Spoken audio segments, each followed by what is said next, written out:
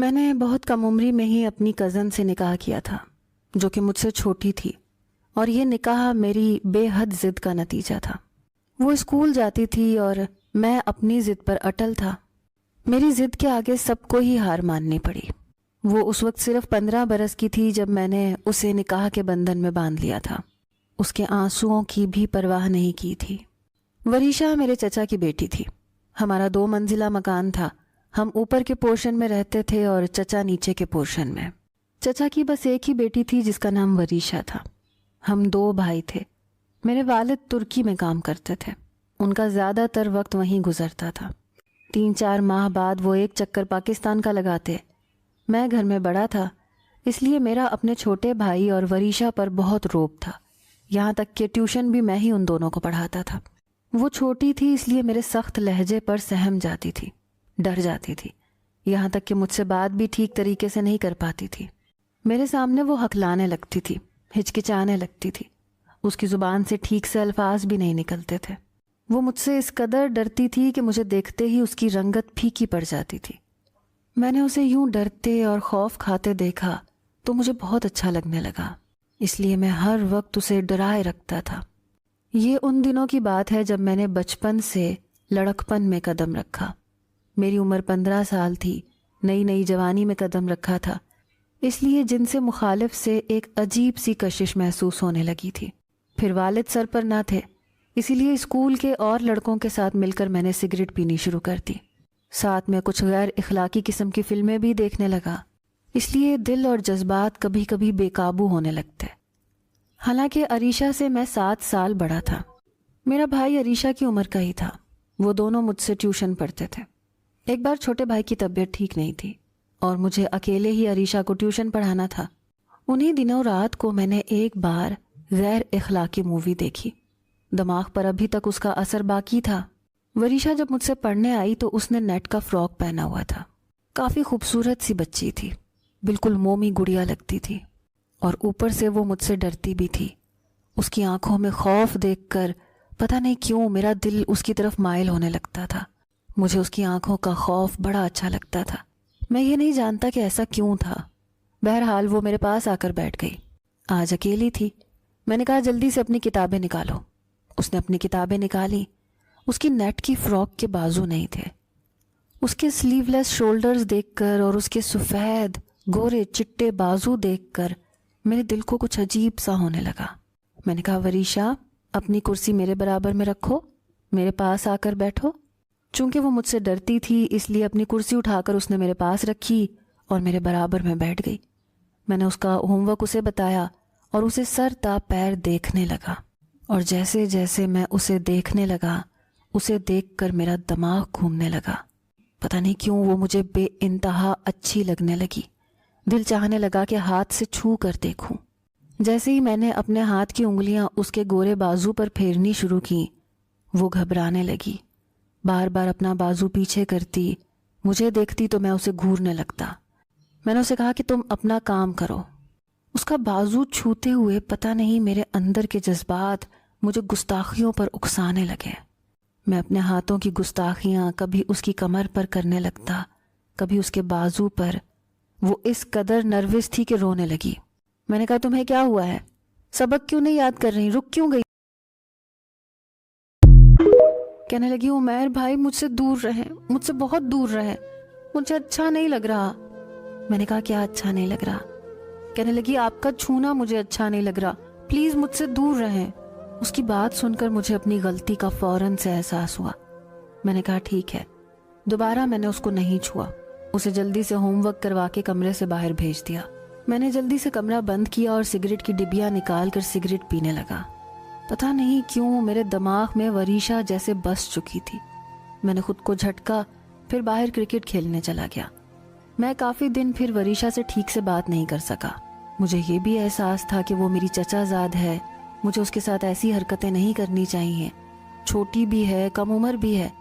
لیکن پھر وہی بات کہ میں زیادہ سمجھدار نہیں تھا، نئے نئے جذبات بدلے تھے، اسی لیے کبھی کبھی بے خودی سی چاہنے لگتی تھی۔ شاید اس کی وجہ وہ غیر اخلاقی ویڈیوز تھیں جن کا میں عادی ہونے لگا تھا، اور دوسری چیز سگریٹ تھی۔ میں اب اپنے کمرے میں اکیلا رہتا تھا۔ اور جب سے سگریٹ پینی شروع کی تھی میں نے اپنی والدہ سے کہہ دیا تھا کہ میں اب بڑا ہو گیا ہوں, مجھے الگ کمرہ چاہیے. 10ویں جماعت کا جب ایگزام پاس کیا تو میرے کافی اچھے نمبر آئے کیونکہ میں پڑھائی میں بہت اچھا تھا. ان دنوں میرے والد بھی ترکی سے پاکستان آئے ہوئے تھے. میں نے ان سے موٹر سائیکل لینے کی فرمائش کی. میرے بابا نے مجھے موٹر سائیکل بھی لے کر دے دی. پھر تو میری آوارہ گردیاں بھی بڑھنے لگی. کبھی کبھی میں اپنے چھوٹے بھائی اور وریشا کو بھی ساتھ لے جاتا, آئس کریم کھلا کر لے آتا, لیکن بہرحال میرا رویہ ویسا ہی تھا. وریشا کو دیکھ کر, اس کی آنکھوں کے خوف کو دیکھ کر میں بار بار اس پر روب جماتا رہتا تھا. ایک بار میں شام کو کرکٹ کھیل کر اپنے کمرے میں آیا تو وہ پہلے سے میرے کمرے میں موجود تھی. اس نے ہاتھ میں میری سگریٹ کی ڈبیا اور لائٹر پکڑ رکھا تھا. یہ دیکھ کر تو میں ڈر گیا. میں نے فوراً سے اپنا کمرہ بند کیا اور تیز قدم اٹھاتا اس کے پاس آ گیا. وہ اپنے دھیان میں کھڑی تھی, میری طرف اس کی پشت تھی.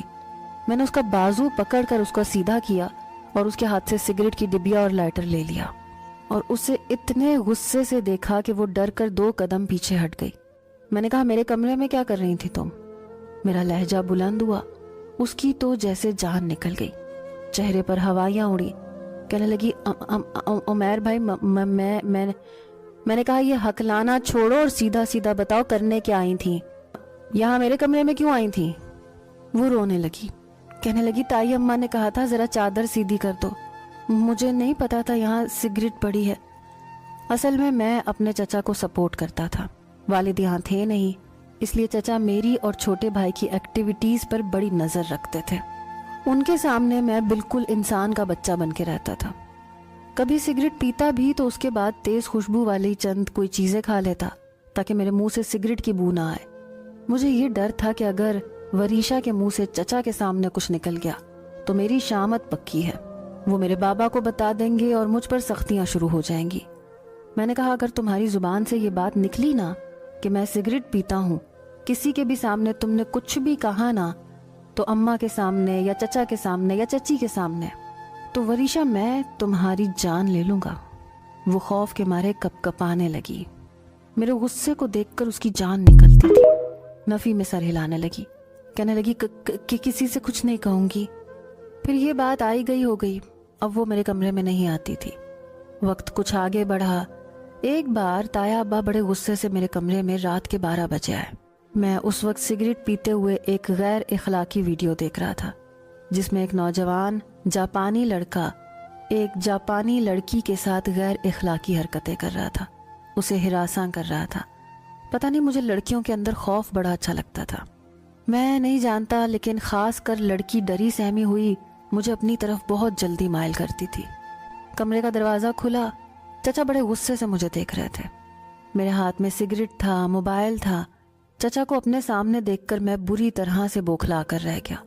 اس سے پہلے کہ موبائل بند کرتا, چچا میرے پاس پہنچ گئے. میرے ہاتھ سے سگریٹ چھینی, میرا موبائل پکڑ کر دیکھنے لگے. میری تو گویا جان نکل گئی. میری والدہ بھی تھوڑی دیر کے بعد اندر آ گئیں. کہنے لگی, منور کیا ہوا؟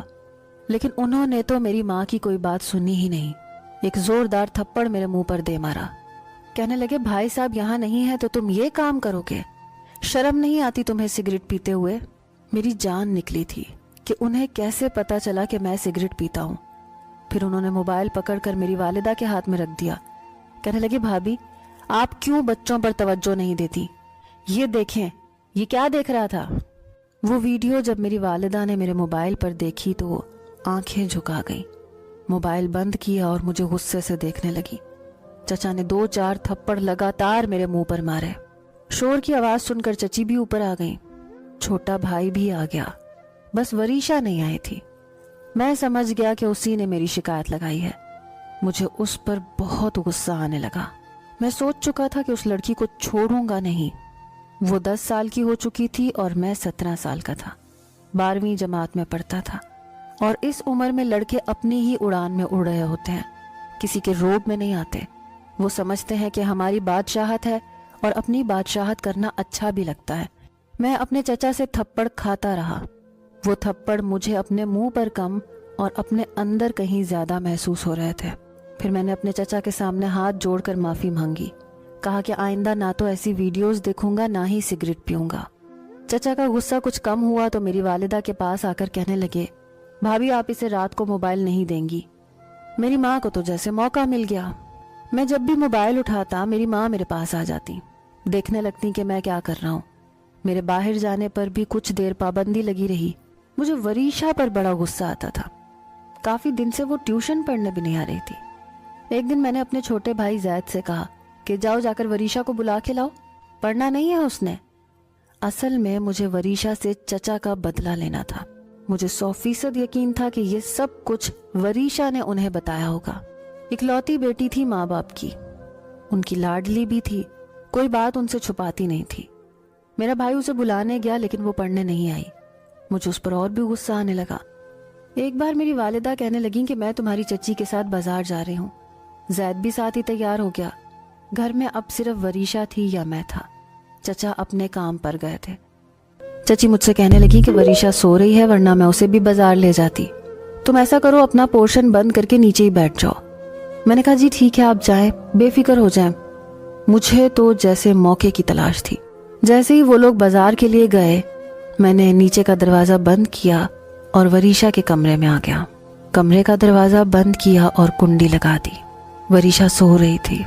میں جب اس کے پاس آیا، اس کے چہرے کو دیکھا تو کچھ دیر اس کا چہرہ دیکھتا رہ گیا۔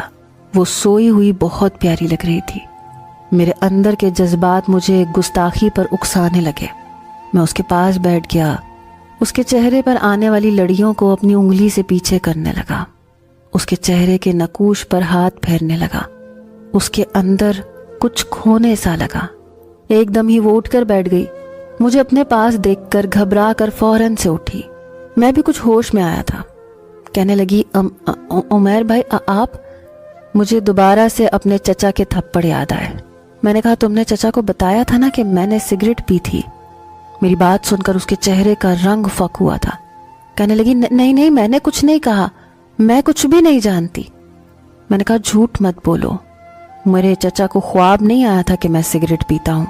تمہاری وجہ سے چچا نے مجھے بہت مارا اور آج میں تمہیں چھوڑوں گا نہیں۔ یہ سن کر وہ گھبرا گئی، بیڈ سے اٹھ کر کھڑی ہونے لگی۔ میں نے اس کا بازو پکڑا اور دوبارہ سے اس کو بیڈ پر بٹھا دیا۔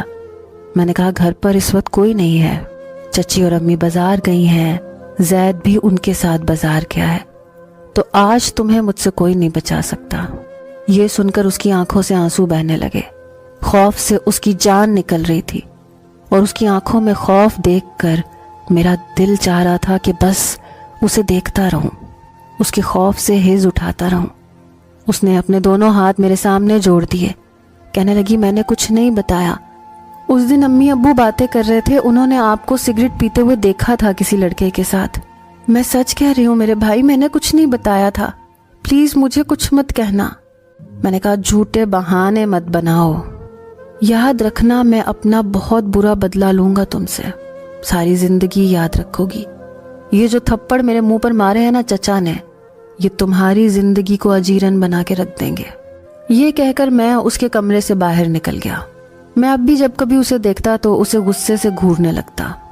وقت کے ساتھ ساتھ میں چچا کے تھپڑ بھی بھول گیا۔ اس سے ہوا یہ تھا کہ میں نے سگریٹ چھوڑ دی تھی اور موبائل میری اماں ویسے ہی مجھے رات کو نہیں دیتی تھی۔ آہستہ آہستہ میری عادت چھٹ گئی اور میں اس بات کو بالکل فراموش کر گیا تھا۔ پھر بڑا بھی ہو گیا تھا۔ اپنی تعلیم مکمل کی تو میرے والد نے مجھے ترکی بلا لیا۔ کہنے لگے کہ باقی کی تعلیم یہاں پر مکمل کرو اور یہیں پر تمہاری جاب بھی لگوا دوں گا۔ میرے ابا اس وقت پاکستان آئے تھے۔ ابا مجھے اپنے ساتھ لے کر جانا چاہتے تھے۔ اس وقت وریشا کی عمر 15 سال تھی، 10ویں جماعت میں پڑھتی تھی۔ میں نے کہا بابا میں ترکی اسی صورت میں جاؤں گا جب آپ میرا نکاح وریشا سے کریں گے۔